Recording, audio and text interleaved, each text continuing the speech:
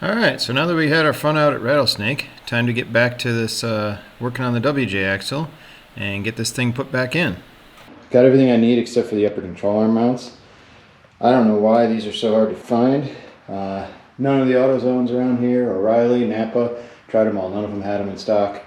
Napa said they did, but the ones I got, they were way too small. They didn't fit, wasn't the right part, so I ordered them from 4-wheel drive hardware, and those will get here sometime soon. So I'm going to get everything else I can put together so that when those show up, I can just put them in and hopefully put the axle back in. So here we go.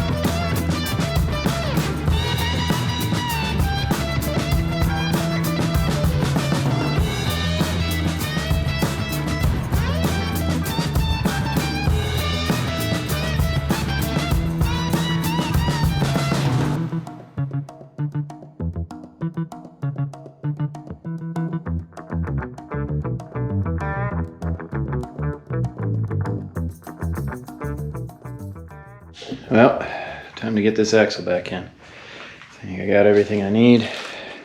Got my bushings. So gotta put the bushings in and bolt it back in.